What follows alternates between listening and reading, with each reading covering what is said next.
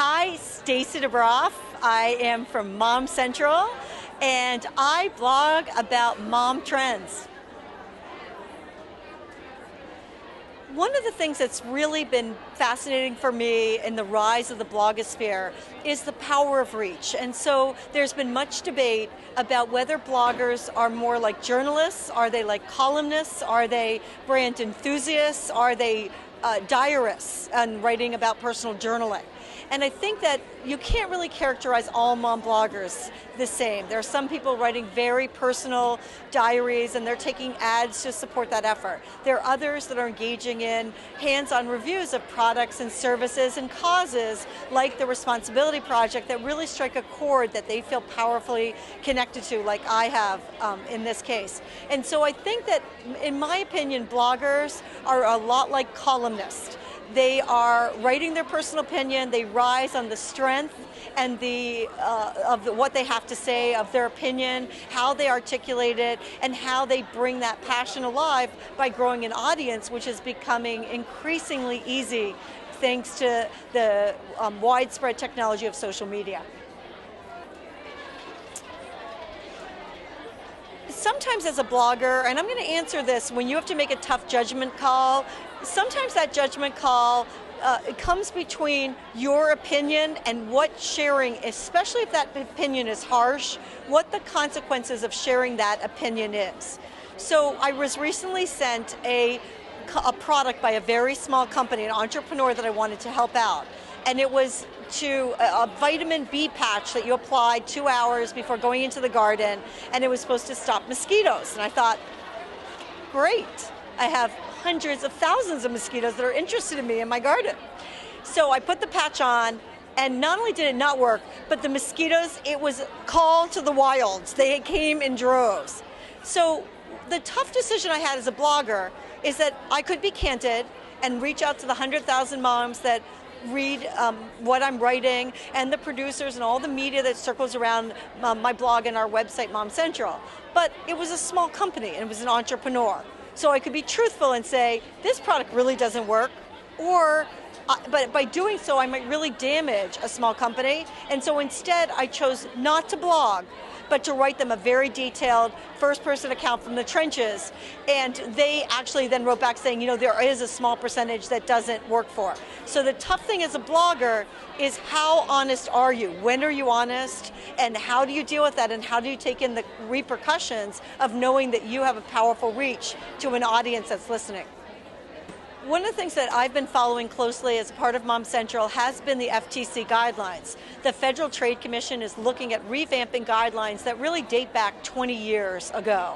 And also, by way of background, before I became a mom blogger, I was a lawyer and worked 10 years at Harvard Law School. So needless to say, I've delved into, with some Advil in hand, looking at the regulations. I think that the major concern here, and I think that it is a valid one and one that I support, is that there should be transparency and authenticity when you have been given a significant item of value in exchange for writing the blog. So if you get a flat screen TV from Panasonic, you should let people know that you got it, because chances are that's going to bias how you feel about the review. On the other hand, the FTC wants to make bloggers responsible for misrepresentation. So if I said, I think this is great for diets, but the food product isn't really been approved for diets, I could be held legally responsible. So you have this image of mom bloggers holding up their hands saying, I'm calling my lawyer, the FTC is out to get me, I'm in my kitchen, I'm sorry. And so there's this need to balance the regulation and transparency with also looking at other mediums. When there's product placement in a movie, they don't stop the movie to say, McDonald's paid $20,000 to have their milkshake featured right there in the scene.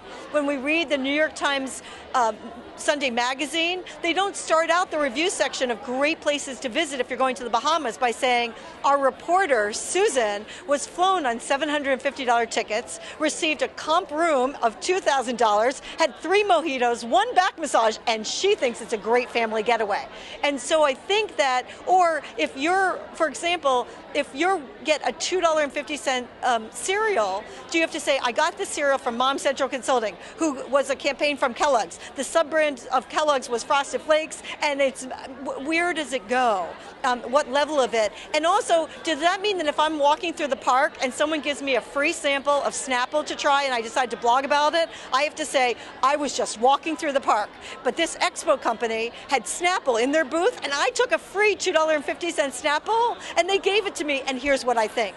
And so there's this edginess of why doesn't the FTC go after diet bloggers, after people who are really egregious weight claims, these kind of more vibrant scandals, than a mom who may or may not be giving all the details. And so the idea of that being regulated has a lot of people deeply focused and concerned.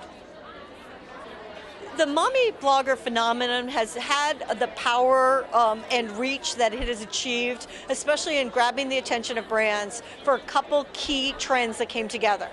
One is the availability of social media to open a typepad or WordPress blog became ubiquitous. So where before, to have a national platform where I had to write 4 books for Simon Schuster, do 3 dozen segments on the Today Show, a mom could be in their basement in Iowa, open up their laptop, pay $5 to start typepad, and based on the power of the stories, the reviews shared, the power of the writing, the connectivity with other bloggers, and thanks to the Google algorithms that greatly favor the targeting of search by the way blogs are posted, how they're tagged, and the platforms in which they are hosted, all of a sudden overnight, bloggers, an individual blogger can get a greater audience than if they were writing a column for the Chicago Tribune.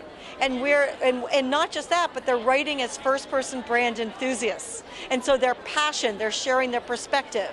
And the power of having brands be able to converse with their mom consumers and to engage with powerful brand enthusiasts, so that if I say I love something, I know that my moms are really paying attention and trust me to be speaking to them with authenticity and really with conviction of what I feel, then all of a sudden it becomes a powerful vehicle for brands to reach mom consumers.